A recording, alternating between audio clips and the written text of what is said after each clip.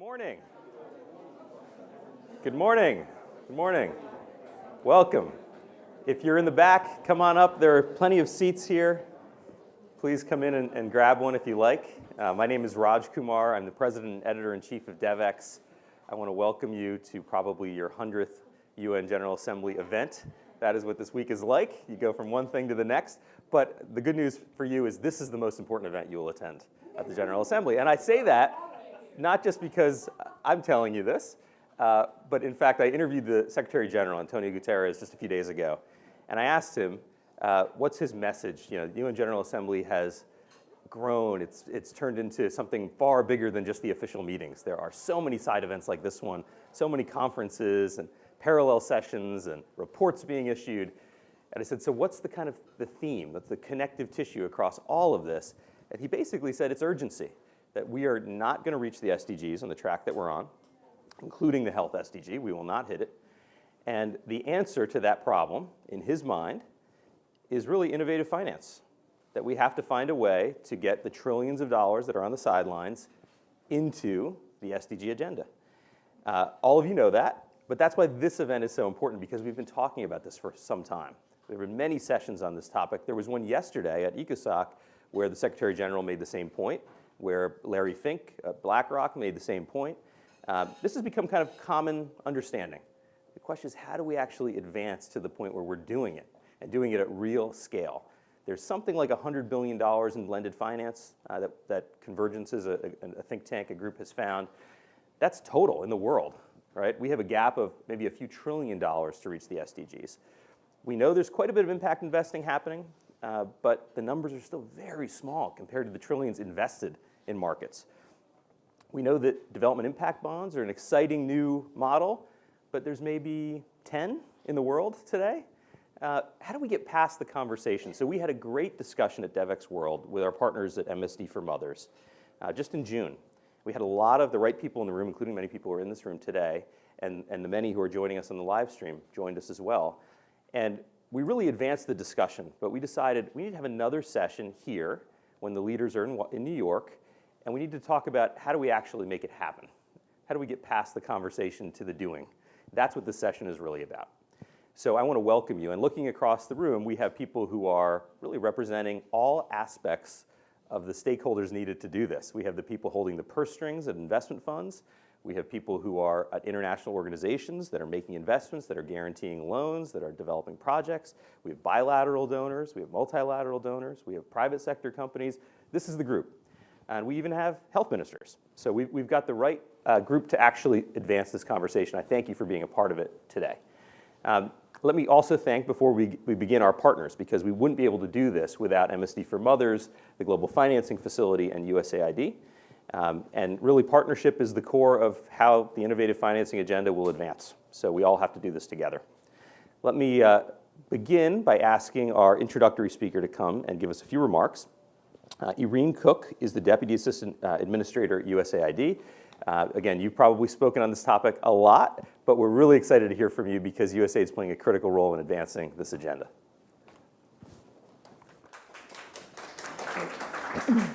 Thanks very much, Raj. It really is a pleasure to be here today because exactly as Raj said, this is an area that we're very excited about, and I've been trying to do some work in this area, and I want to just share a little bit about some of the things we've been doing. I think as many of you know, we have a long history of working in humanitarian assistance and in global health, and these are two components of what USAID is that tend to be it's the largest part of our funding for global health and humanitarian assistance.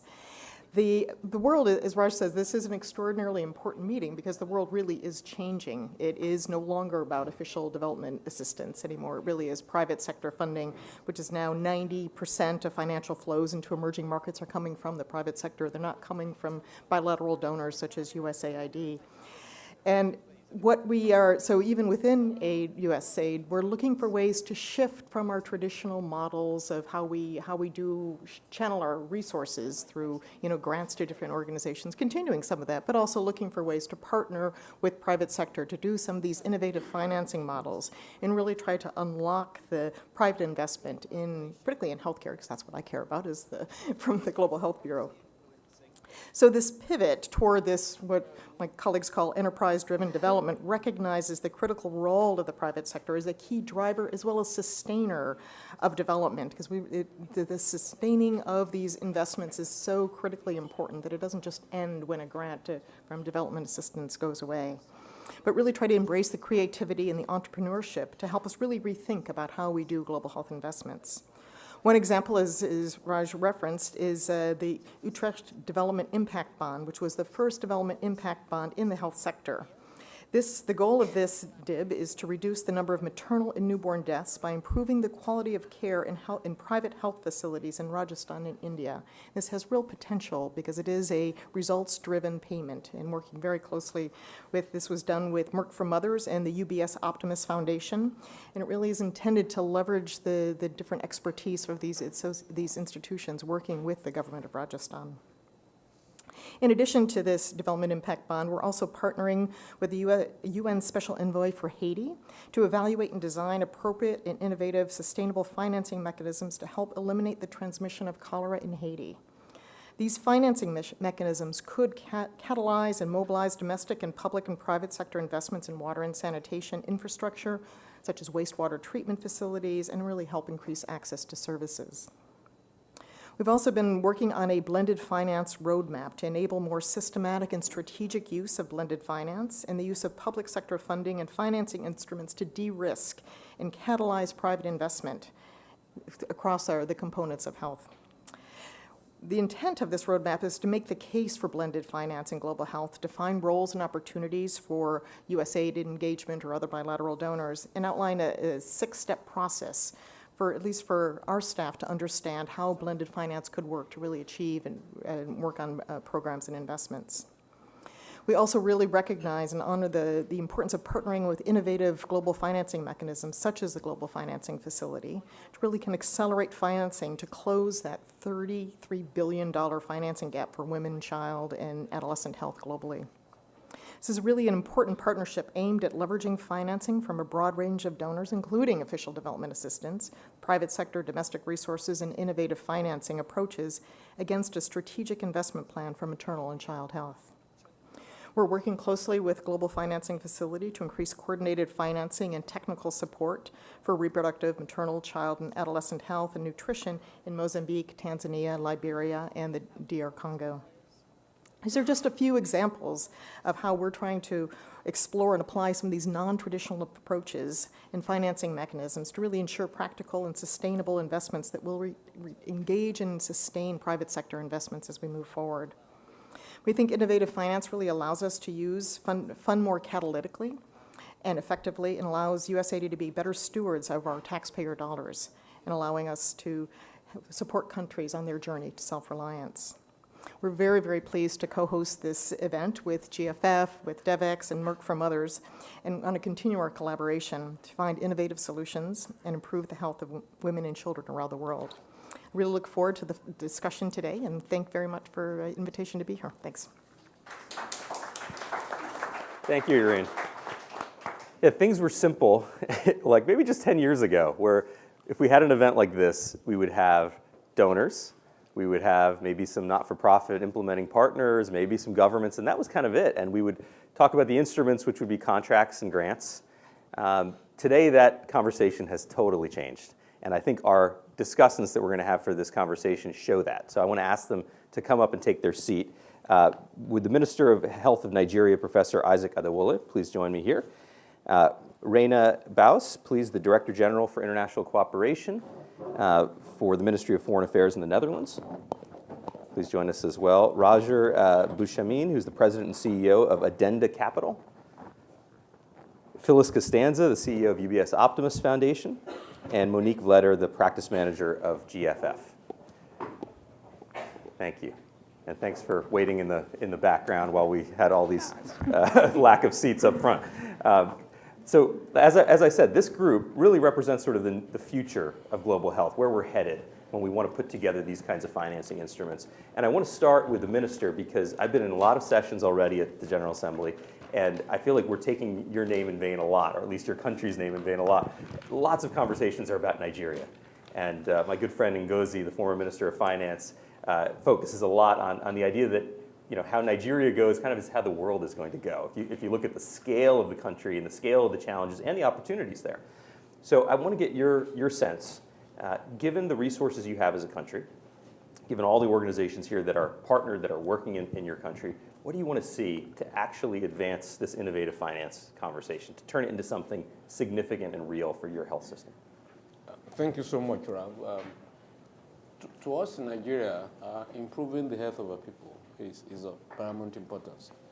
And from reality perspective, we are quite concerned about the health of women. And when you look at the SDG, looking at maternal mortality, look at neonatal mortality, infant mortality, these are critical areas where we need to make a difference. We also look at nutrition, look at adolescent health. We consider all of these as critical challenges. But then, what we've done in Nigeria is to develop a 5-year National Health Strategic Development Plan, also costed. But we know quite well that we cannot fund this alone as a government. And we also recognize that sometimes public sector is inefficient. And that's why we are concerned that we need to leverage on innovative financing, particularly from the private sector, knowing full well that the private sector has the discipline, has the efficiency to make things better. And it also, things are faster with the private sector. And that's why, to us, the concept of the GFF is a noble one.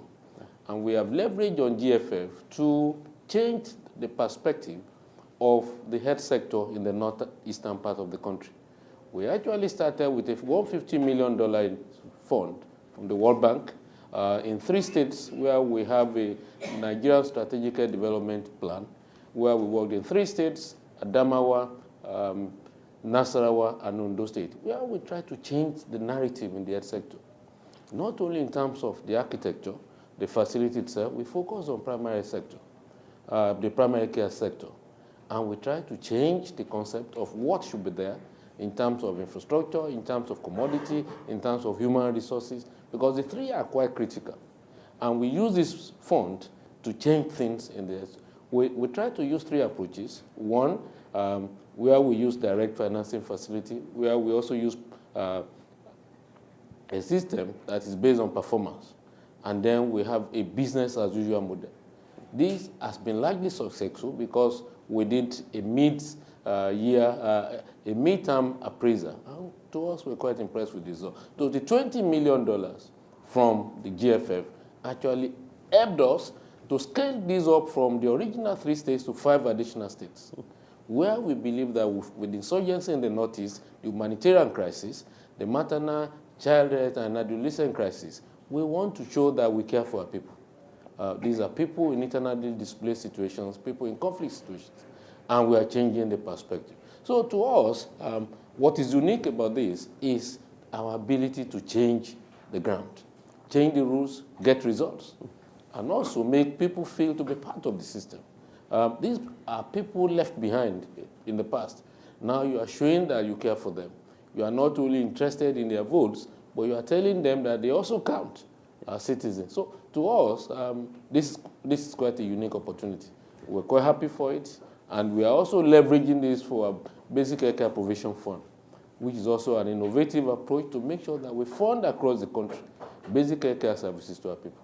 I'm so glad you brought up those 2 points about GFF, because I know GFF is still relatively unknown. We're going to talk about it a bit more, but I think there's still people who think, well, it's just another fund, right? So this is going to be grant aid that we can get a check directly and do more work with it. We need to get into how it's really different and the experience that you've had in Nigeria. You've also brought up this issue of narrative. Lots of cynical people have said to me, why do you do all this stuff at the UN General Assembly? What is the point of all of these sessions? They can feel very repetitive. It's people preaching to the choir. But I think this narrative is really important. The narrative around nutrition, the narrative around primary health was that these are costs. These are line items in a budget, and you just have to pay for them, and they're expensive, and maybe countries can't afford it. And I think the narrative we're trying to shift to in this room is that these are investments. These are investment opportunities. These are investable business opportunities that private sector investors can get into. So thank you for that example. maybe as we go to our next panelist here, I can break a little news, because I heard something pretty exciting about the GFF and about the government of the Netherlands, which is that you have joined. Sorry, Yes. I heard I can say this news, that it is official. You have now joined the GFF officially. Yes. You have put in $68 million. $68 million commitment, and that is a big step forward for the GFF and for this narrative that we're trying to build here as a group. So thank you for that news. I'd like to ask you, Irene, to please tell us a bit more about that and where you stand in this issue. Yeah. Thank you very much, and a pleasure to be here. And thank you, Minister from Nigeria, because I think what you say is the basis of where we are working for all together as donors and also other investors in health.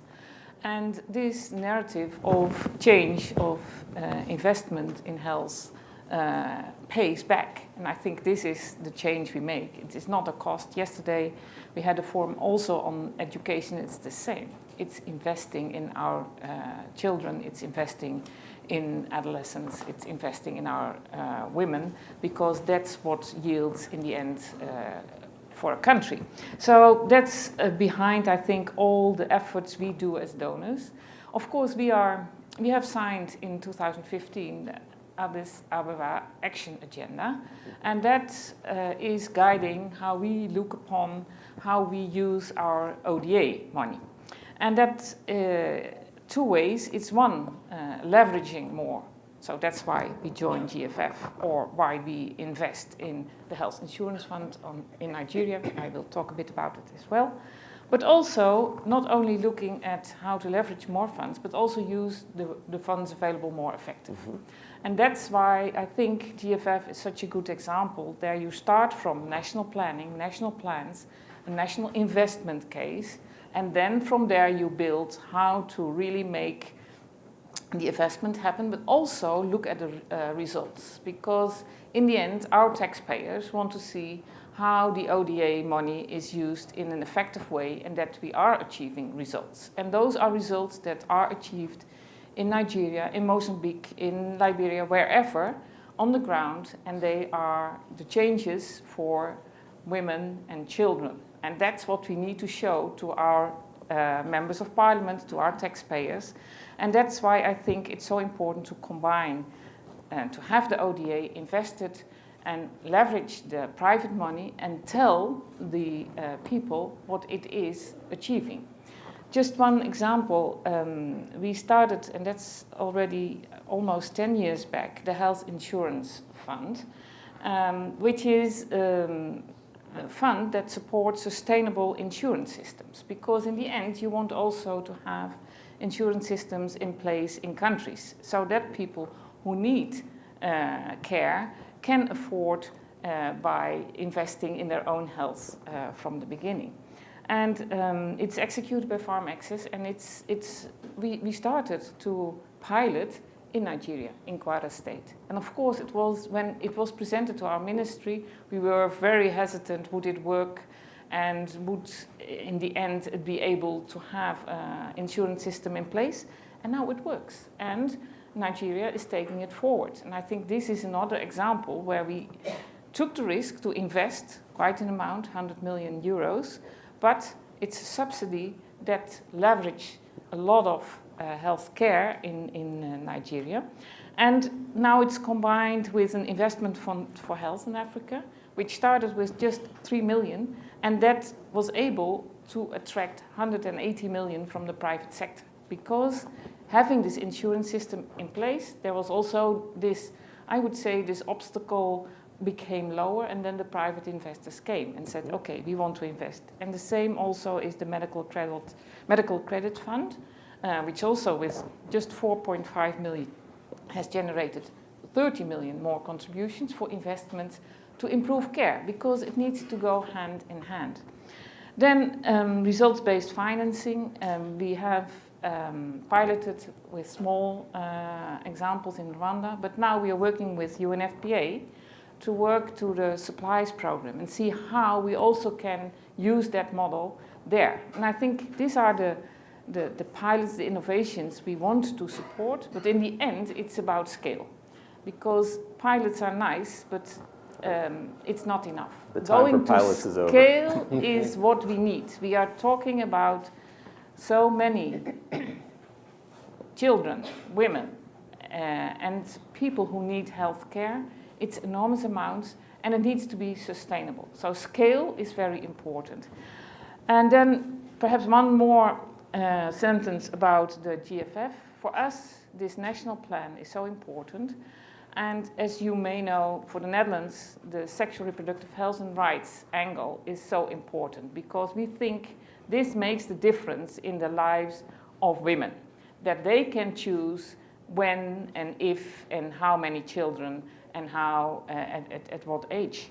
So there, the rights angle needs to be on the table. And we want to bring that also into GFF because if that's not there, I think the basis for healthcare and in the end the results for health for women will not be guaranteed. So that will be what we bring to GFF next to the monies, of course, but I think also this advocacy and the knowledge we have and the experience we have, we will bring to the table. Thank you. Thank you for bringing that up, Reina, about rights. We want to make sure that is part of this discussion as well. And also talking about insurance and credits and guarantees. I know we have Keiko Handa here from MIGA in the room. And there was a time when guarantees and insurance in our system were seen as kind of a backwater, not that important, not where we focus. Now, MIGA and organizations like it are very much the headline organizations in our space and groups like GFF because we're figuring out how to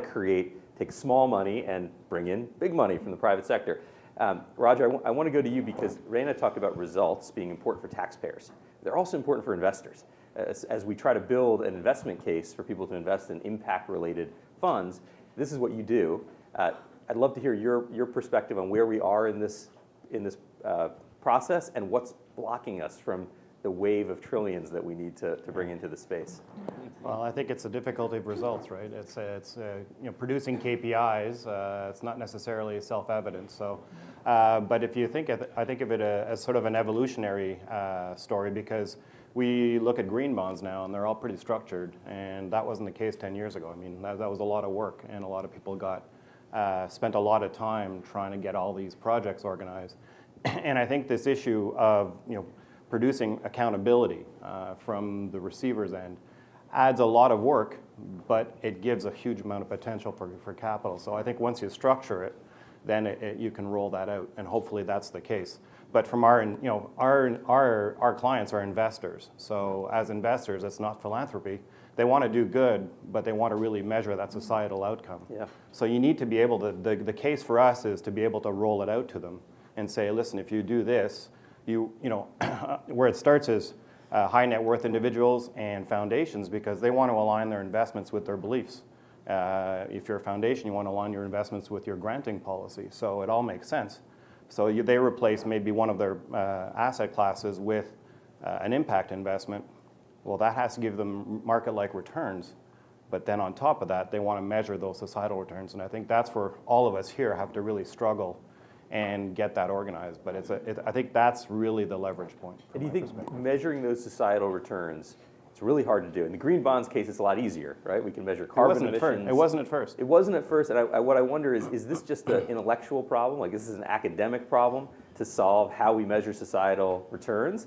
Or will we just never really get to that one perfect KPI or set of KPIs? I don't think it'll ever be necessarily perfect, but if it gets you a long way there.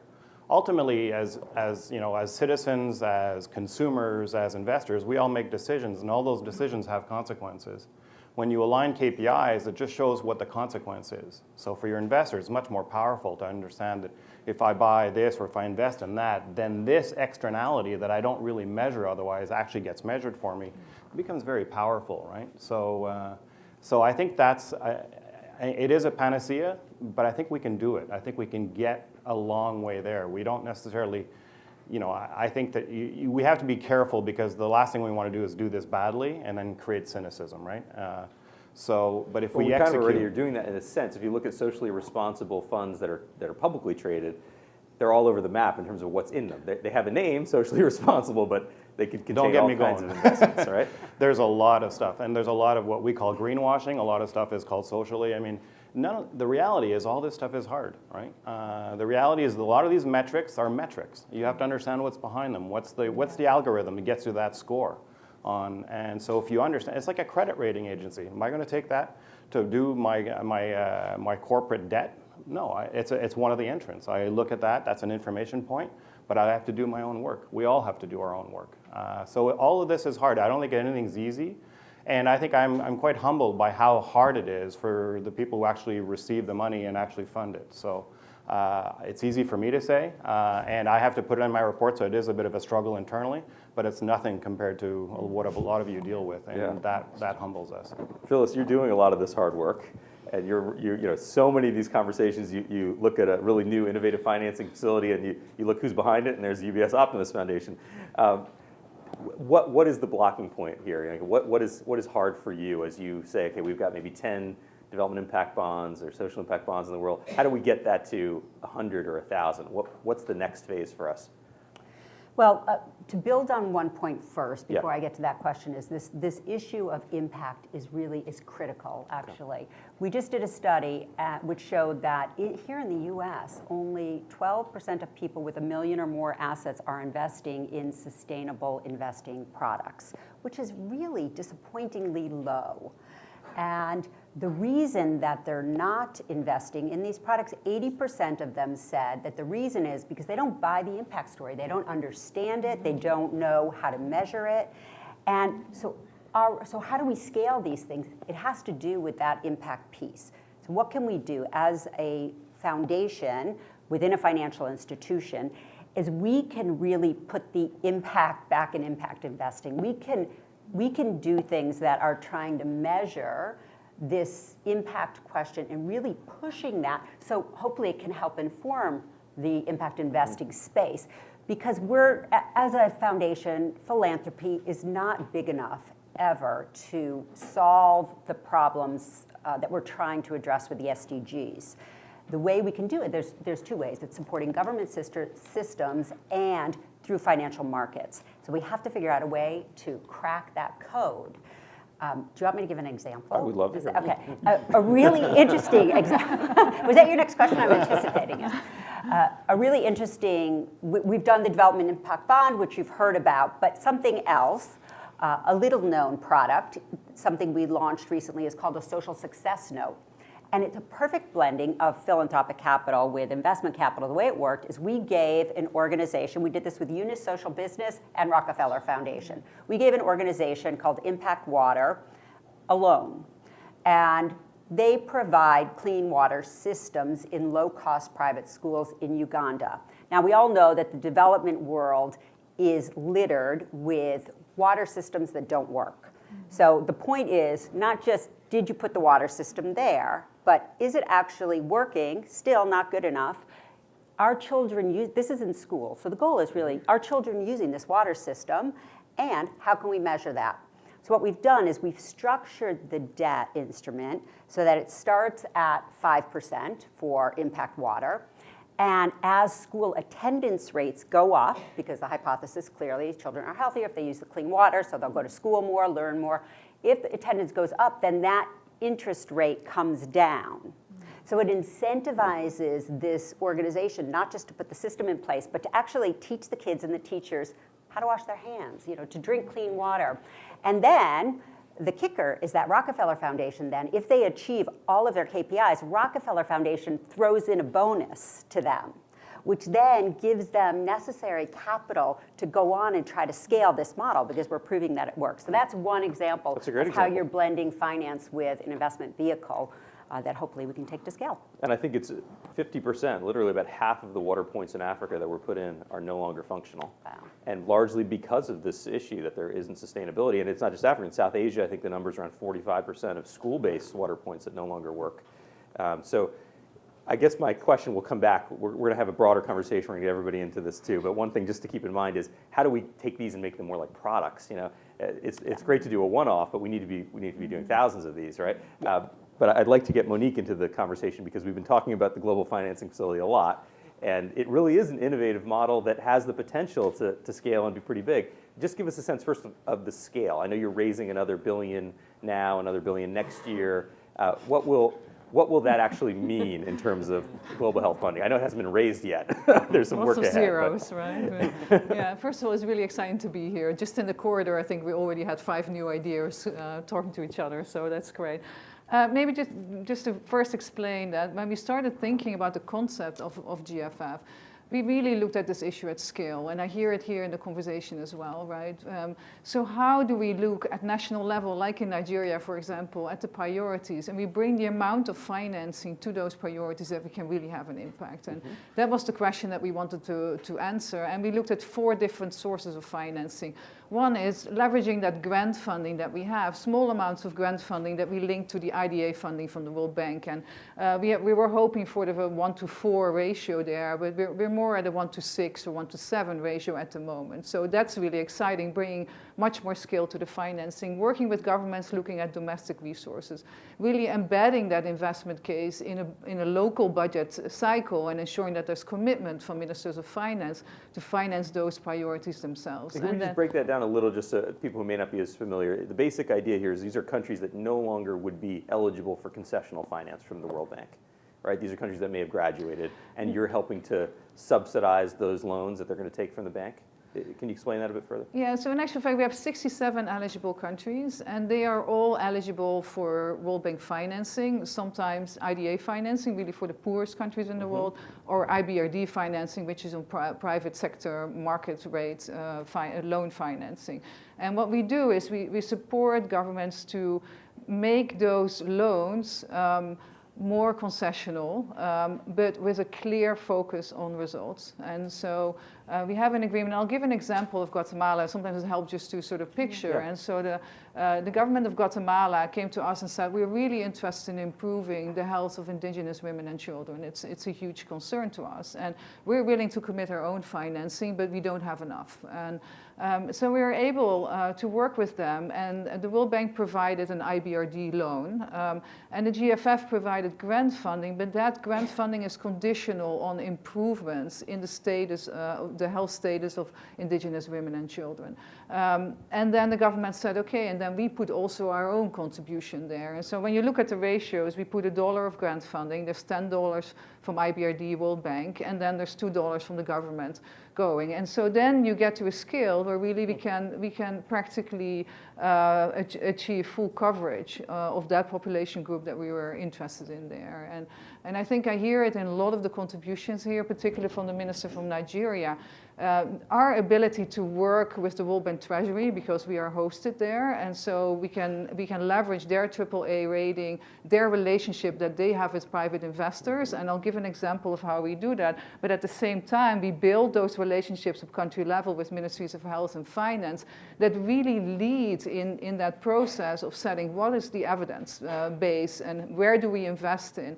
And then we bring those different sources of financing together, linking the financing to results. And just to give one example, and I'm really excited, we have representation from the government of Canada here also, and a Canadian investor. In June, we jointly launched a series of sustainable development bonds that are linked to the Women and Children's Health Agenda with the World Bank Treasury. And between June and now, we already raised $1 billion in private capital through that series, with a benchmark issuing in July of $1 billion Canadian dollars, because there was such a strong interest and support from Canadian investors. And so the next frontier now is if there's so much interest and support, what do we develop next to really capitalize on that? So that might be your next question. Yeah, well, you brought up Canada, so Amy, would you mind saying a few words to the group? Amy Baker is here. She's the Director General of Health and Nutrition at Global Affairs Canada. Obviously a big supporter of GFF and very aligned with these issues. What are we missing in this conversation? What would you like to add? Well, good morning. Is this on? Yes. Okay. Good morning, everyone. And I mean, it's a really exciting panel. This is just so useful. I'm scribbling down a bunch of notes here. I think what I heard mostly is that there's a real opportunity to drive the change we need to, but The question I have is really around how we choose those instruments among the number that are there, so that we don't end up choosing the ones, as a donor I can say, that are the lowest risk or that are the most straightforward and the easiest to explain, but that we really choose the ones that will drive impact. And I guess the question I have there is around the right balance between service delivery and then the demand side, and how you strike that. In Canada, between 2010 and 2015, we had done a significant $2.85 billion investment in maternal, newborn, and child health. And we did an evaluation of that impact in 2015 and found out that we were really good on the service delivery and supply side, but a little bit less so on the demand side and ensuring that the barriers are knocked down. Reina mentioned the human rights angle, and I guess my question there is, if we're looking at things like results-based investments, how do we ensure that we're directly addressing the social and cultural and other barriers that are affecting the most marginalized, and don't sort of shift the focus too much towards service delivery so that we miss out on those? Great, Thanks. that's a great point. You can build a perfect health system, but if people don't access it, if people don't see themselves the opportunity to access that health system, you may not get to the results you want. You also need to focus on those instruments that are based on the government plan. And I wonder, Minister, your thoughts on this. Do you feel like in the case of Nigeria, you're getting from donor partners, from multilateral institutions, the kind of support of government plan at the state level or at the national level with these new instruments that you would like to see? Thank you so much. I think the real challenge is for donors to key into national priorities and agenda. And I must really thank international partners for their support to Nigeria. They've been largely supportive in the development of the Nigerian Strategic Development Plan. It took us about 2 years to develop. And so they've been part of it, and we try to look at how do we bring everybody on board, because Nigeria is a federation of 36 states, each state with their own ability to manage health within their respective states. The federal is responsible for policies and so on and so forth. So we need to work together with all of them, and international partners supported us. To develop this plan, we had stakeholder consultation to say, look, what really are the priorities? And we're concerned about maternal health, we're concerned about children's health, we were concerned about adolescent health, and immunization, critical things that we think are important in Nigeria. So with all of them key into this, I think we're ready to run and fly. But the important thing is that they must key in. And they are doing so, in fairness to them. Phyllis, I wonder, can I go to you on this? My question is, you have governments all over the world at the national level, at the state level, maybe even at the municipal level with their own plan. And then you've got private sector investors who have their own interests. They want to invest in specific vertical areas that they're passionate about. Is there a way that we will ultimately be able to connect these two interest groups, align them around products that kind of are plain vanilla, that are easy to understand, that can be quickly set up? Well, at UBS Optimist Foundation, what we do is we work with wealthy clients to direct them towards impactful philanthropic programs. So music to my ears is when a really wealthy client comes to me and says, I want to give away all of my money to good causes. And then the spoiler is when they say, and I've got a great idea. So the issue is, how do you get people who have been successful in business to not believe that a business solution is always the right answer, because it is not always the right answer. I said we achieve scale through government and financial systems, but a market-based solution is not always the right answer. The best we can do is encourage people who have the potential to be really large donors, encourage them to align their grant making with what government is doing, because unless we build up those structures, we are creating a system that is really creating even more social injustice, really. So it's critical to do that. But it's not easy. So how do we then scale these solutions up in an easy way that's easy to understand? And I wish I had the answer, because I probably have done 20 panels on development impact bonds, and I've seen the same guy at about 4 of them. And I said, are you really learning something? Because you've been at all. He said, I still don't really get what a DIB is. So I don't know how we can make this simple, but we are looking to hire a PR firm to help us improve our elevator We have a video pitch, on our website that explains DIBs. Yeah, I but recommend it to all of you. Yeah, nobody understood what private equity was when that was started. People are like, what? An exit strategy? I don't get it. Why would you do that? So hopefully, as we start to do this and we get people like you on the panel to understand it and talk about it, that it'll become more mainstream. And they have gotten easier, right? The DIBs that you put together, I know you have some kind of a chart on this. The first one we did took about 2 years. It was tiny. It was about $300,000, and I think we spent at least $300,000 to do it. Probably double that, but you didn't hear that here.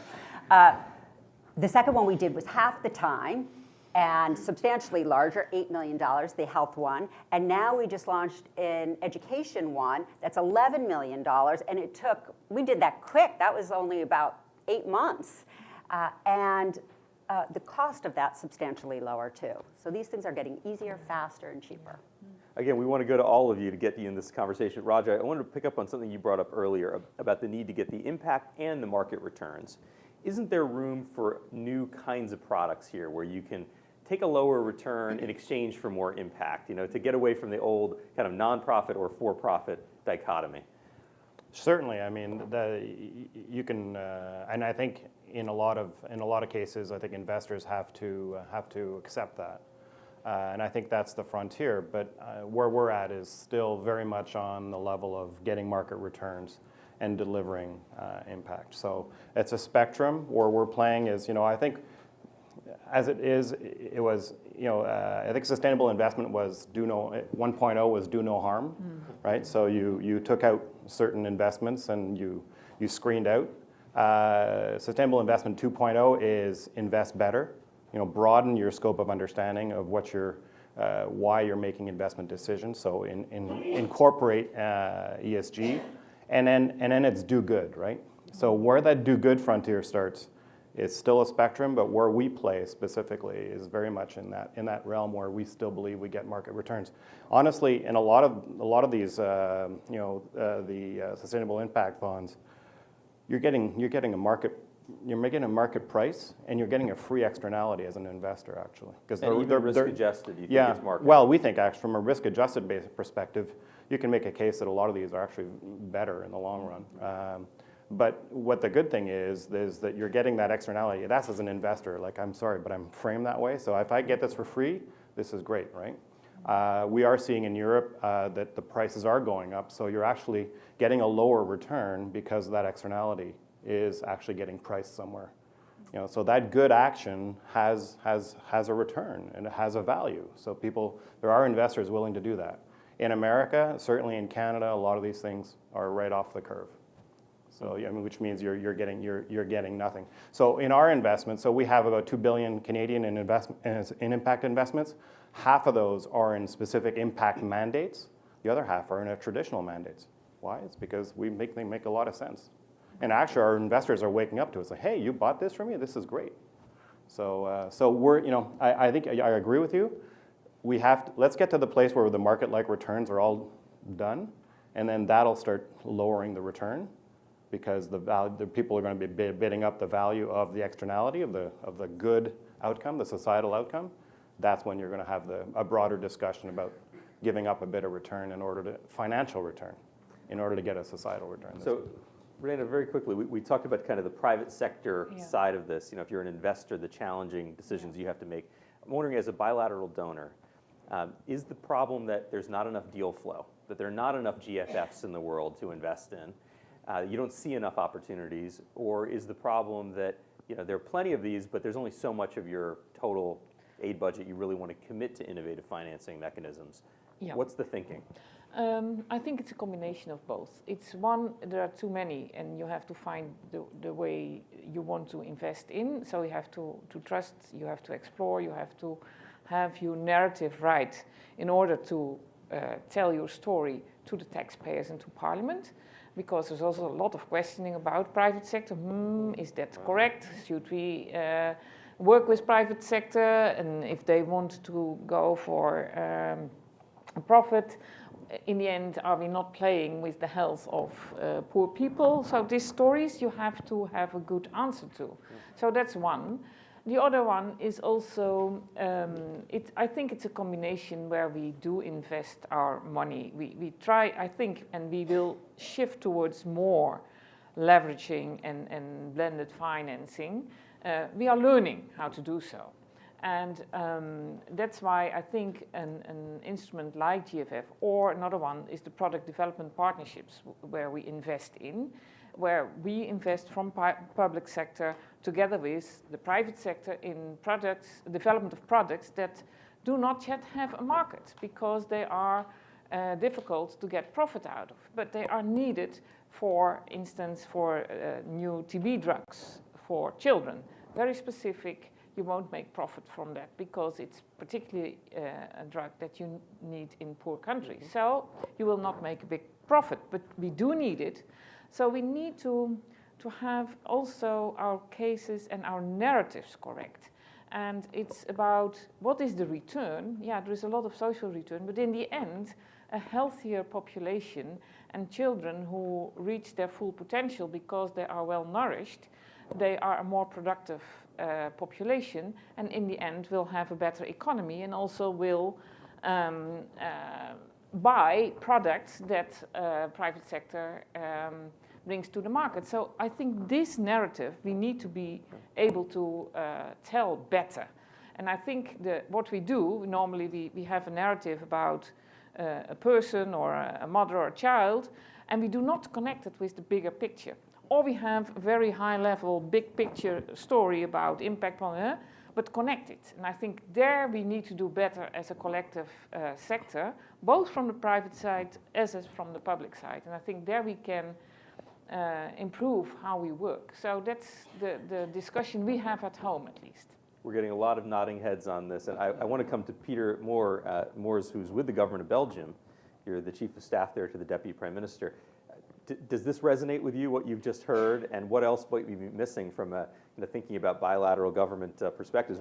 Please, we have actually a microphone for you right here, so you can stay where you're comfortable. Yes, I recognize a lot of things that we lived through last year. Last year, Belgium, together with the International Committee of the Red Cross, launched the first ever humanitarian impact bond to build and operate 3 physical rehabilitation centers. One in Nigeria, Minister, one in the Democratic Republic of Congo, and one in Mali. And these centers will be managed by the ICRC. And the bond mobilized 18.6 million euros of private capital, which came from impact investors such as insurance companies, private bankers, and their clients. Now, the ICRC is the promoter of this bond. And why did they launch it? Well, first of all, because of the humanitarian financing gap, of course.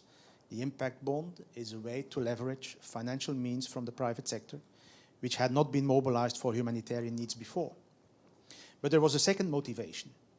The ICRC aims at improving its own performance. The impact investors will receive a premium on their social investment only when and if these centers are run at 80%, 80, more efficiency than the current similar ICRC centers. And I'm convinced that with this impact bond and these kinds of financing, we are looking at the future of ODA. ODA which leverages private capital and which brings private sector management acumen into the equation. So what did we learn from setting up this humanitarian impact bond? First, even in the most difficult contexts in countries such as the DRC, it is possible to bring in the private sector. Indeed, it took the ICRC only 2 months to secure the impact investors, which means the market for these innovations truly exists. In fact, we had much more trouble finding outcome funders because it's so innovative. And we met with quite some resistance from our budget controlling bodies, because making a profit in a humanitarian context remains a very sensitive topic. It took us 17 months to set it up. Finding the investors was the easy part. Second lesson learned, even in difficult contexts, clearly defined development results can be put forward. For decades, and you've talked about it when you talked about water projects, for decades bilateral donors shrugged off insufficient results. Yeah. We told ourselves that at least we had tried, and too bad if it didn't work, and we would try harder next time. Well, this business model surely belongs to the past, and that is why we need to bring in the private sector, because they take innovation, accountability, and results much more seriously than we do. We have to be honest about that. But we can't expect the private sector to act out of charity, and we don't want them to do so. What it boils down to is that it's all about incentives, and profit is a hell of an incentive, even when it comes to financing humanitarian projects. And once we get rid of that taboo, it will be much easier to achieve results. Our role as a provider of concessional finance remains important. It is to make sure humanitarian and development impact is maximized. And that means ODA should be targeted towards fragile countries and least developed countries, where most of the extremely poor live and where governments lack sovereign funding to achieve the SDGs. But that does not mean we need to be less demanding on results. And the best way to foster results is to make financing conditional on those results. In the next few months, Belgium and Rwanda will sign a new bilateral program focusing on health and agriculture, and more than half of our new program consists of results-based financing. Finally, let's be honest. Launching this humanitarian impact bond wasn't easy. It took us 17 months. But every first time is difficult, and we learned a lot from the experience. And that is why, together with DFID and others, we formed an international impact bond working group. And this working group is looking at possibilities of setting up development impact bonds for larger investments and a whole range of different service providers. Impact bonds require quite some structuring. Therefore, the bigger the bond, the better the cost efficiency ratio. And my message to potential impact investors in this room is quite simple. Don't hold back, show us your millions, and bring your expertise along. Right. Thank you, Peter. You know, I wonder how this panel thinks about the kind of vision of the future of the aid industry that Peter, in a way, has sketched. He's essentially suggested that ODA, grant aid, will go to the poorest, most fragile countries, and many of the others will really be blended finance and maybe development impact bond kind of model, a more innovative financing model. Is that sort of how? I see some nodding heads. Yeah. What do you That's think? really where, when we look at, we categorize the countries that receive GFF support, and when we look at really tailoring, those are the type of products that we develop, right? And the level of complexity can go up when the financial structures in country are more sophisticated. But I wanted to sort of think about the next frontiers, and also inspired by something that Amy said about the demand side. I think we would lose out if we only think globally about new financial products. And I'm thinking about those, and we have to really link it to the people. We have to get to the people. And in the realities of people's lives that live in those countries, they have to pay for services that are oftentimes very, very poor quality, right. Including to be able to access pharmaceuticals. And so when we think about just the amount of money in out-of-pocket expenditures and how that not only drives people into poverty, but it's also really inefficient use right. of resources, we need financial products that really taps on that. And I think what the Dutch government is doing is in Nigeria is one example of that, but we need to think about how do we do that at large scale. And then I think secondly, and we're developing this with the private sector arm of the World Bank, the IFC, that there are tremendous opportunities in the health and nutrition agenda to look at co-investments while we work with government on their leadership on their investment plans, to blend grant funding in a way that we can seal private sector deals that are pro-poor, that wouldn't have happened otherwise. And this could be investments in micronutrients, for example, or private frontline providers. That those are deals that are hard oftentimes for private sector, and they're high risk. And with a little bit of grant funding, we can really steer that private capital towards the population we're interested in. No, great points. I think in many of the countries where people here work, you're talking 60, 70% or more of healthcare expenditures are out of pocket. Yeah. So there's already a market, exactly. There's already consumers paying, and it kind of gets to your point, Reina, that some taxpayers might be worried that we should really be talking about government provision, but the private market already exists in most of the places that we're talking about. Yeah. Let me ask another person from the audience to please give us their thoughts. We have Caroline Vance from Deutsche Bank is here. You're right there. Thank you. You made your way to the front. From your perspective at Deutsche, what are we missing in this discussion? What role do you play in the innovative finance market? Sure, I'm happy to address that. I'm Caroline Vance. I'm from the Sustainable Investments Group within Deutsche Bank's asset management arm. So we're managing private equity and private debt funds that have social and environmental outcomes associated with them. And that's included a few blended finance funds over the years. And I guess I've been asked to be a what's called a fire starter, to provide sort of a provocative question. Please. Yeah, and I assume that's just because I work for a large global financial institution, so I'll try not to disappoint. I guess one thing we talk about a lot is how are we going to bring more capital in at scale into the impact space. And that's the main goal of blended finance, is to mobilize and unlock this capital that's supposedly sitting right on the sidelines. And I think what we're talking about when we talk about the volume is really institutional investors. And how do we bring institutional investors into a space that they've sort of dipped their toes in the past, but not in the volume that they clearly have to bring. I think we've talked a little bit about how some of the interventions tend to be slow to market. They're complicated. Each one is different, one from the next, and all of these are things that are complete deterrents to an institutional investor. And I'd like to suggest that maybe there's one underlying cause that's sort of an unresolved tension in the whole concept of blended finance between the public and the private side. It's something that we've seen a little bit in our funds that we've tried to put together, that there's still sort of a sense of ambivalence about what's the right amount of public sector support. And there's sort of a question about, or a sort of deep-seated uncomfort or discomfort with public money supporting private sector returns. And I think we've seen that manifest in sort of some mistrust that's made it much harder to put together vehicles at large scale.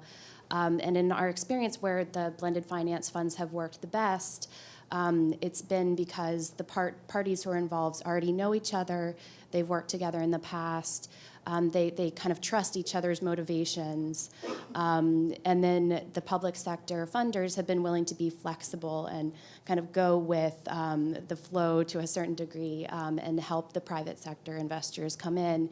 But that's not particularly scalable because it's not a typical situation, and it means that you're stuck with the same group of players over and over again. It doesn't lend itself to bringing in new audiences. And I would say, as somebody who sits in the middle between these two parties, as the fund manager who's trying to bring everyone together, you end up in a place where you're sort of asked to be the protector of the integrity, the impact integrity of the vehicle. And it's quite a high responsibility, a significant responsibility to protect the impact purity, in a sense. And so I think a lot gets asked of these fund managers. They have to be experts at fundraising among traditional institutional set.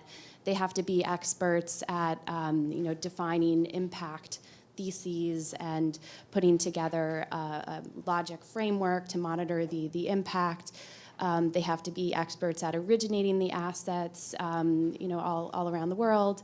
And they have to be experts at the more straightforward kind of portfolio management and asset management. And it's asking quite a lot, actually. I think, if I can be a little self-serving there, it's a difficult position to be in, and one that I think makes it very hard to bring more people into that position where they are going to be the ones to create these large products that we were talking about that will mobilize capital at scale. So I guess my question after that long-winded intro is, is this something that you've seen, and have you seen solutions where that sort of sense of mistrust has been able to be sort of dispelled pretty easily?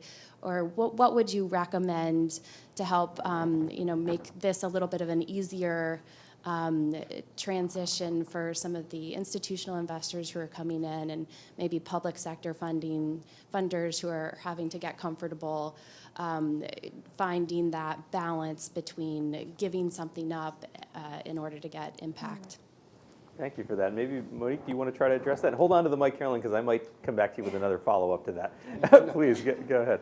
Yeah, it's a really, really good question. And I think as in any kind of complex partnership where we want to push the frontier of the innovation, right, we do together, it takes a lot of time to build that trust. And in my experience, what I've seen is we initially really focused on one structure in the work that we facilitated with the Treasury and the external investors as well as the governments, and really making sure that in that structure we build an experience together that would build the trust to make it more complicated. And now we're looking at structures that are even larger scale, but also have more of a complexity in terms of the risk taking for investors, and so that you slowly start to push the envelope on that. But it takes time. Roger? Yeah, I mean, from my perspective, forums like this are key. We're at the confluence of private sector, public sector. Where a river goes into a lake, it's a very rich environment, but it's hard to live in. So it's a difficult environment, but it's rich. And so I think that my first point is education. From our clients' perspective, institutional investors, huge amount of education be done. Because obviously they're thinking they're giving up. And unfortunately, maybe that's not the right thing, but there is a point where you don't have to give up and you can actually do good, right? So that's one thing. But there's another aspect of this, which is more of a structural or regulation perspective, is fiduciary obligation. The fiduciary duty of institutional investors, especially on the pension side, is to provide benefits to participants. Looking at ESG, doing good, is not part of that mandate unless it's scoped in, right? And that's what the high-level expert group has just done in Europe, and I think that's where we need to go. In this country, we've just rolled back, I guess, in the spring, although that's, it's an argument whether that is actually got teeth or not. In Canada, it's certainly something that we need to add as well, because then it widens the scope. If you're thinking about sustainable finance, well, any long-dated financial instrument should be looking at sustainability, right? It's completely in line with participants. If you're a 30-year pension fund, really, it's an infinite obligation, you should be looking at these things. So it makes complete sense. But that's, I think, in my sense, where the 2 points, education and then also the regulatory framework. Do you run up into that a lot, where you go to pension fund investors and they just say, we cannot for fiduciary flat reasons? lines. Like you just don't get a dial tone. So you're starting, honestly, where workers are involved, so unions, stuff like that, where they feel more of a commitment, they understand more it's theirs, we get traction there. On the institutional investors, the insurance companies get it, right? Because the insurance companies get climate change. They're the canaries in the coal mine, right? So that's where the only place where you're actually paying for climate change is in your insurance premium, because severity and frequency of events related to weather is increasing all over the world. So anyways, that's an issue. Carolyn, I want to come back to you just with a question, because I'm curious, in your experience at your bank and other banks like yours, do you find that the banks are the ones going out trying to create these deals, that you're being proactive, or banks like yours are being proactive because you see a market? Or is it people coming to you, our governments, like the Ministry of Health in Nigeria, coming to you and saying, we want to structure something, help us to do it? Where are we in the process now as a market? I think it's probably a mixture, and each case is probably different, like with everything we've been talking about today. I think for us, and I actually think that the platform we have is rare across Wall Street, that we're actually trying to put together products proactively. I think it's probably more common for it to happen the other way, where somebody will approach a bank and ask for their assistance. So our platform is a little bit different. And I think the other fund managers out there like us are probably more likely to be specialized, kind of boutique impact investors. Right. Because again, it's sort of a mixture of skill sets that's kind of hard to replicate. That's my sense too, and I think that's a sign of the kind of immaturity of the market. The biggest banks are not yet seeing this as a big part of their business, and that they would be going out and chasing it. And that one day, if we have this session, we'll be seeing lots of big banks like yours who have departments and teams that are focused on this aspect of their business, and they're going out and chasing that. I want to get to others who are here in the audience. Maybe we'll take 3 or 4 interventions at once.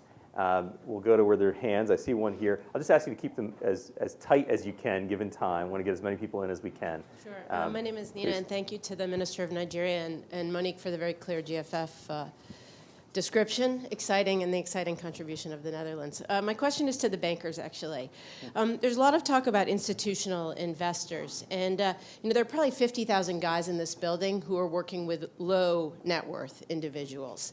Why do we always focus on the high net worth and the institutional and the pension funds when we have, again, probably, 300,000 guys in the city, and some women, selling to people like me on the low net worth side? And is it a supply problem or a demand problem? And what kind of work are you doing with the kind of day-to-day bankers on the investment side? Thank you for that. We've got one more here, if we can bring a mic up.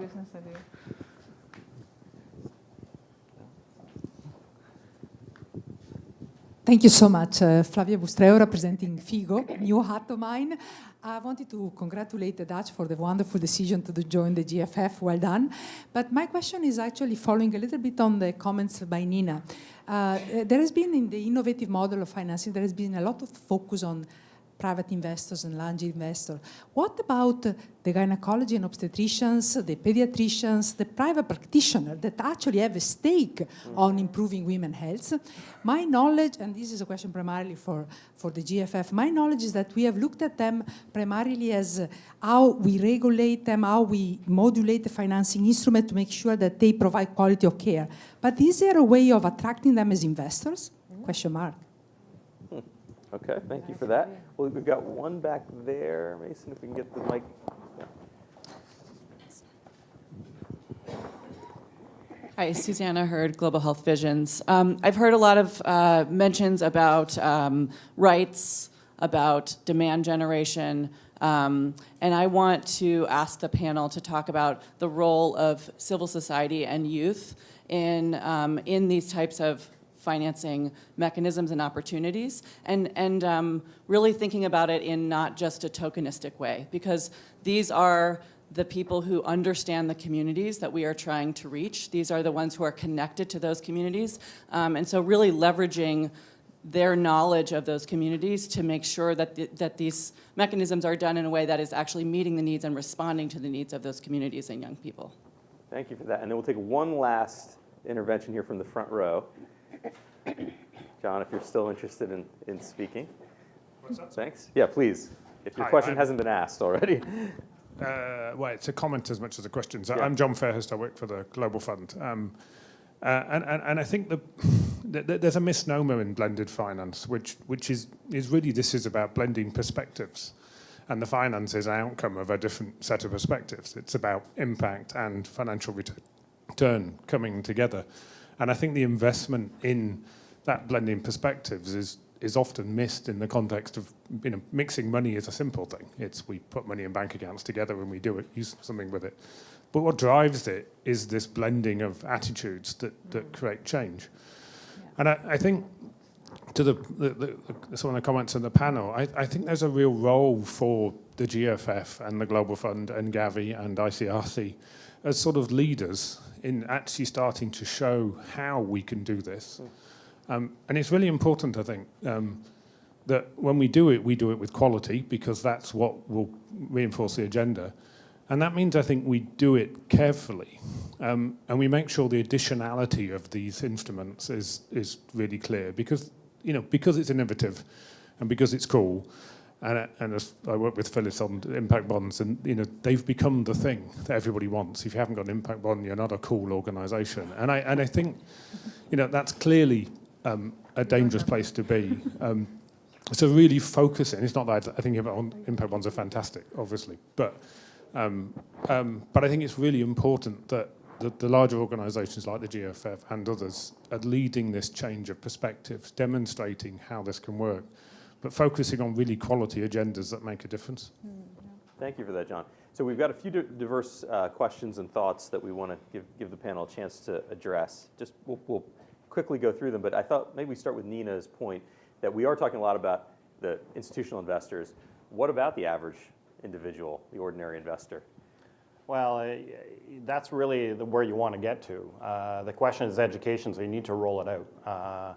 And I think so you have a number of umbrella organizations that actually provide education to investment advisors to make them understand. So I think that's where I guess back to my education point, we need to roll that out. So we need people to understand what sustainable investment is, and how the different and how to differentiate the products, because I mean there's a huge amount of products out there, and how do they understand which one's right for their client?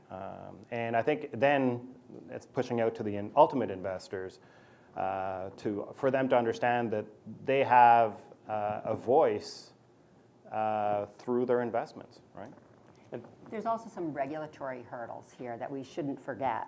And until these tools become mainstreamed in the institutional space, we're not going to get regulatory approval to offer them at a retail basis. So right now, some of these products we can only sell for qualified investors. So these are investors who are not even high net worth, but these are ultra high net worth. So it's an evolution.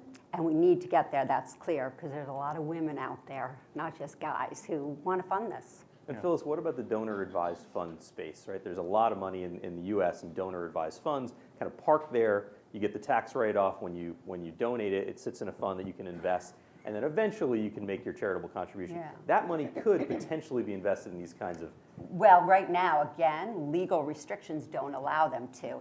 And that is a great tragedy, because there is so much money sitting in these funds. But there are some people now starting to work on this. How do we get money out of those DAFs? Because it does I lied. It does some people in banks. Perhaps I shouldn't be saying this, but yeah, it does the bankers a lot of good to have the money staying in these vehicles. But the money is no longer the individuals. It's already been donated. They've gotten their tax write-off. It belongs to society, and it needs to go out there and do good for society. So we have to figure out a way to unlock that money and use them for these types of investments. And the volumes there are big, Nina, including ordinary investors can now create DAFs. So there's huge potential, I think, in that area. Let's get to, I think, Marianne, you wanted to jump in on this point. I don't know if it was this point, but... And can we get a mic maybe to the front? Thank you, Mason. Marianne Etienne from MSD for Mothers. You all know her, but please. Yes. So I wanted to follow up on your question, Nina, and also the issue around who is actually, who are we targeting as investors? Are we targeting the high net worth individuals on the continent of Africa, in Asia Pacific, in Latin America? As we talk about what that virtuous cycle is in terms of financial return on investment and social return on investment, I see a huge gap there around education and communication. So I'd love to hear from all of you, one, if you're doing it, two, what the response is, and three, where we may be getting traction. Thank you for that, Marianne. Yeah, we're talking very much kind of easily and loosely about investors in the United States and in Canada and Europe, but what about the markets where these financial instruments are ultimately going to be executed? Any thoughts about that from our panel? All right, I'll start then, since nobody's talking. In global health, what we've seen over the past decade is that that financing from development assistance has remained flat. But what has gone up is domestic resources, both philanthropic and local government resources. So there's a huge market. Again, I hide behind a legal reason. So for some institutional investors, can't actually raise funds from on the continent, although many can. So there's a huge opportunity there. And I think that it's an untapped resource. And that regulatory issue is at the country level, like it would be Nigerian government country level financial regulations that stop you from raising? You would have to be registered in that country. Okay. So for instance, UBS is registered in Nigeria. So we could raise funds, and we are doing that from individuals in the And country. Nigeria's a good example of a country with many billionaires, many ultra-high net worth Exactly. individuals. Yeah, South Part Africa. of this. Some of Yeah, your those big friends countries, maybe. but not, for instance, Please. in Ghana. Right. Yeah, we do have some experience with a so-called water financing facility. We started in Kenya, and it's having Kenyan private investors invest in water systems and drinking water systems. So, which is not easy for profit. It's just a service. But it's the first pilot we are working together in Kenya is very promising. And now we are looking at Southern Africa to work as well there. So it's real domestic money, but from private persons. So that's very interesting. And it's our pension funds from Kenya that have started. So we do have some experience there. So that I can share. Please, Minister. I think for us in Nigeria, it's a relatively new field.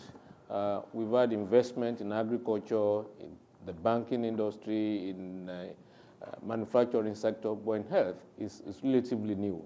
What we're trying to do is to set up a health bank, and we're trying to really convince investors that health is business. We lose about $1 million to people who go out of the country, seeking care in India, in South Africa, in Europe and USA.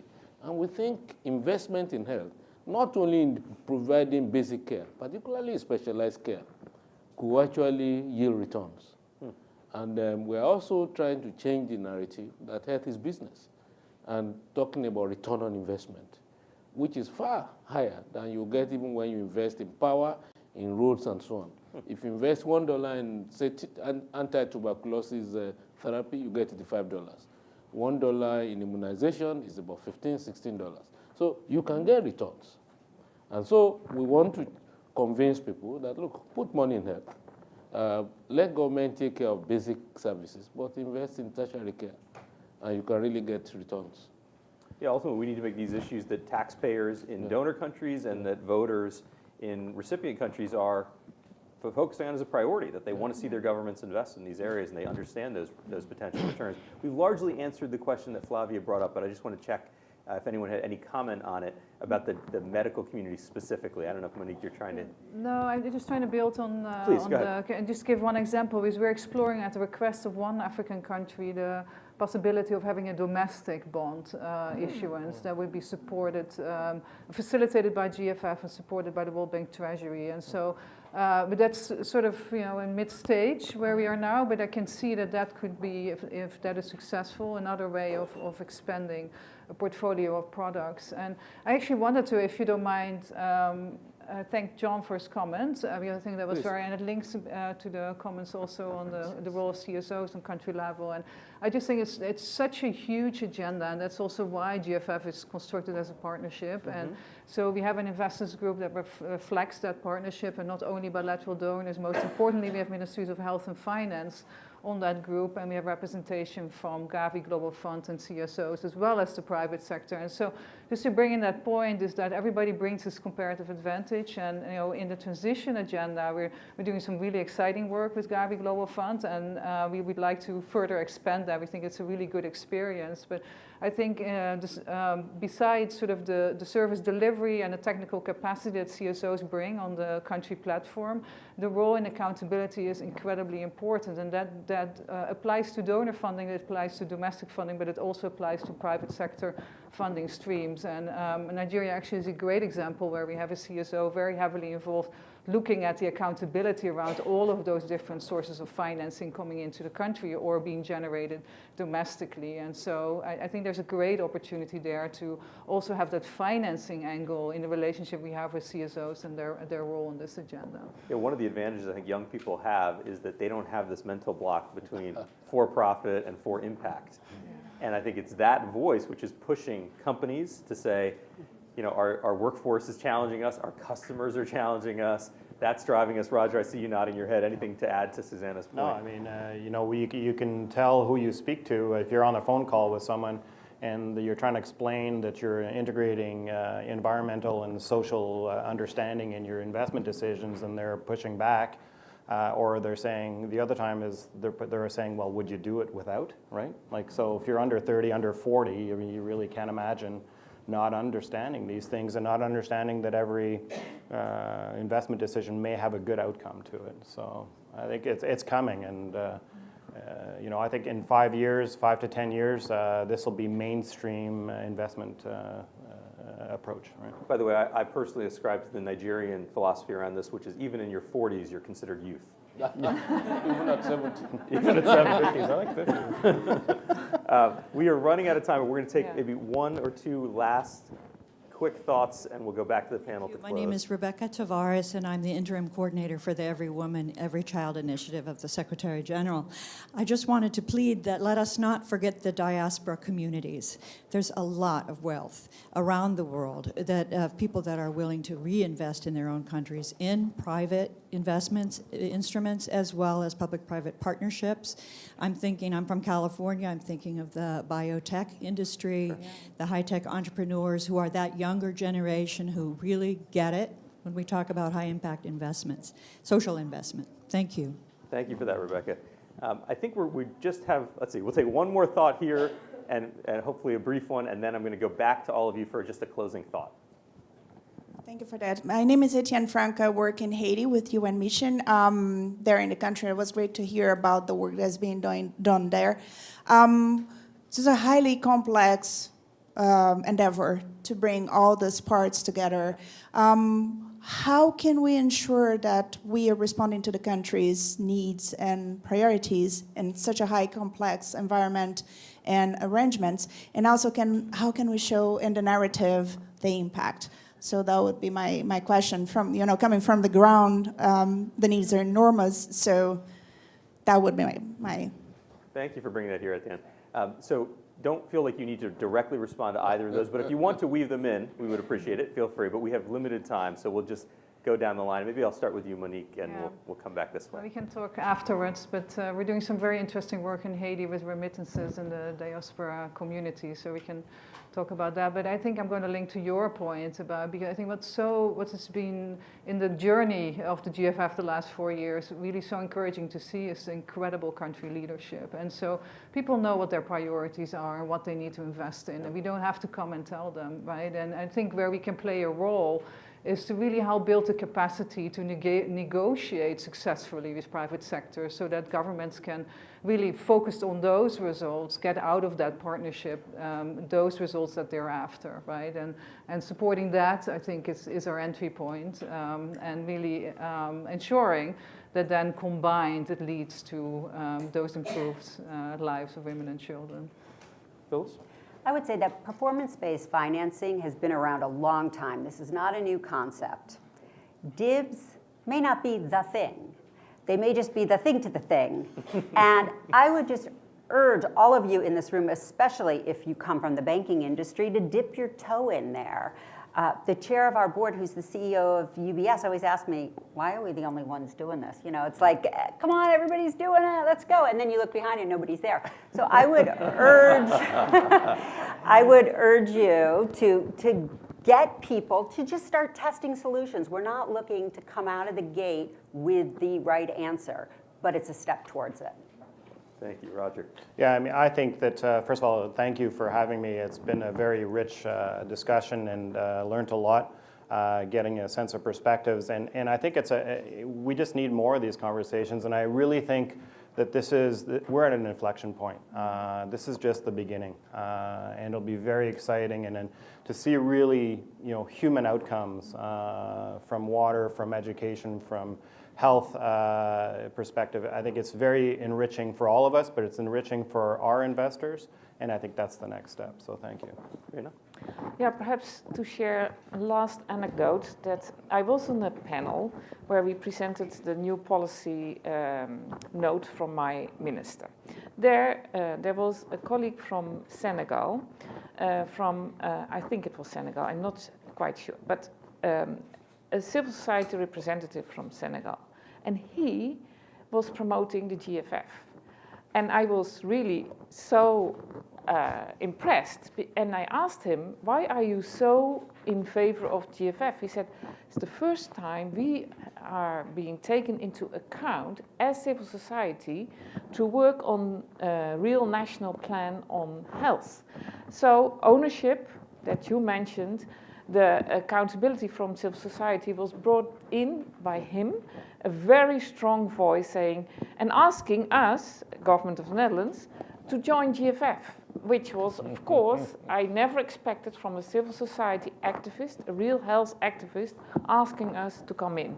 So perhaps that's a very strong signal that times are changing and we are trying to find new ways to work together in partnerships and unlock this private money that we all need to really live up to the SDGs. So I think this is a strong anecdote to share here. Thank you very much, Minister.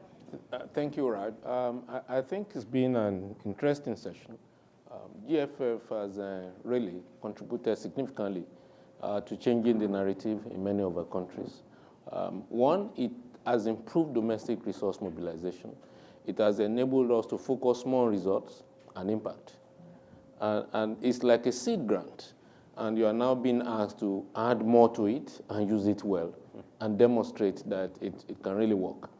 And the beauty of the GFF is that we're now focusing on the weak, the vulnerable, the marginalized in our society. And these are women, children, and the adolescents.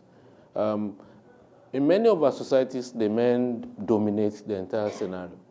So we're trying to reposition, give the women a voice, that truly they matter, and that many of the problems they suffer will have been better handled if we men go through it. And so it's a new thing. CSOs are represented on the board. Aminu Magashi from Nigeria is an active player on the scene, trying to really give the CSO a voice in trying to monitor how these funds are being used and also to demonstrate that we use it well. And the funding request comes from country and is in alignment with national priorities. Countries do know their priorities. They put these on the table, and we now ask international support to make things happen. Thank you. Thank you. This is a group, as you know, of pioneers. I think all of you probably feel like Phyllis does, that sometimes you look behind you and who else is there. We have one more pioneer I want to ask to come up and give us some closing thoughts, Dr. Marianne Etiabet, who is the lead at MSD for Mothers. Like this group, you have been forging a new path at MSD, so please give us your closing thoughts. Thank you, and thank you so much, everyone, for taking the time to come here this morning and for our amazing panel of pioneers. I don't know how many of you know the story of Merck for Mothers, but we were created back in 2011 to join the international global fight to end preventable maternal deaths, when our CEO, Ken Frazier, committed $500 million towards this fight. We know that we cannot do it alone. And so as we looked out in the world, we recognized we needed to pull in and crowd in more private sector investments. We thought that, okay, we're going to have to be the guinea pigs, so we're going to have to experiment, test, and evaluate. And I think we're very, honored and excited to be part of some of these really pioneering instruments that are trying to crowd in private sector. So with our $10 million investment to the GFF, one of the first private sector contributor to the trust fund, I think there are lots of learnings that we've had together and lots of breakthroughs, I think, around bringing both global and country-level private sector to the table with our investment with UBS Foundation and Usaid, with the DIB in Rajasthan. And I remember Phyllis coming up to me at one point and saying, when are we going to get this done? Like, hurry up already.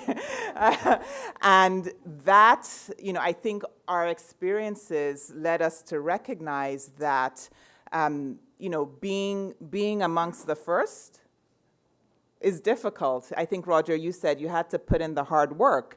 And I think all of us who were those partners recognized that it was worth it. Yeah, it was worth it to spend 18 months trying to figure out how to do it. It was worth it to, spend the time to think about how are we actually going to measure the impact. We don't have the answers, but what came out of those two experiences was we can't let this information and these insights stay within us. Yeah, we need to not only share them more broadly, but there are other people who are having similar experiences. So we need to bring everybody to the table. Thus, our conversation with Raj and Devex around how is it that we can bring folks who are having these experiences to the same table? I was very struck by the fact that we knew nothing about innovative finance. There was stuff you guys were saying on the thing that I was like, I don't know exactly what you're talking about, externalities, but that's why you're here. And there really have not been enough places where the global development community is coming together with the private sector investor community on an equal footing and in a non-confrontational environment. And that brings me to what I think was the most important thing I heard today on the panel, is that there is such an opportunity for communication and all of us figuring out what that shared message is to communicate what it is that we're doing. I was on a panel with the partnership, I think 2 days ago. It's like UNGA years, yeah. And what struck me was that this notion of equally valuing financial return on investment and social return on investment is still not sold to everyone out there in the world. And I think at that panel, the focus was on how do you make the persuasive argument that you need financial return on investment in order to continue to invest for social good and social impact. I think what came out in this panel was that by investing for social impact, you're also able to lay the foundations for future financial return on investment and building markets. And I really do think, Phyllis, when with that PR company, that really is that blended perspective that we need to get out in the world and rally people around. So I think that is actually a low-hanging fruit. There were other more difficult opportunities that the panelists surfaced, including regulatory changes, policy changes, and I think the really difficult problem of what are our impact metrics, what are our KPIs, and how do we make them be relevant to a broad swath of instruments and not just one individual instrument. And that's really the work that we're going to have to do together. And Merck from Others, MSD from Others, looks forward to doing that with all of you. This is the second in what we hope will be an ongoing series until we get private investment in health to be the new normal in less than 10 years. It was interesting, your point about taking 10 years to get there. And I think today Convergence came out with a report in terms of blended financing for the SDG goals, and health was not amongst them. It wasn't in the top 7. So we need to figure out how to get health, in one of the top 3 in terms of targets for blended financing. And one of the outputs from this meeting would be to specifically identify what those recommendations were, what those solutions that were surfaced today, and share them amongst the community. And then corral all of you to be advocates to actually make those recommendations into a reality. So thank you so much for joining and look forward to continuing conversations.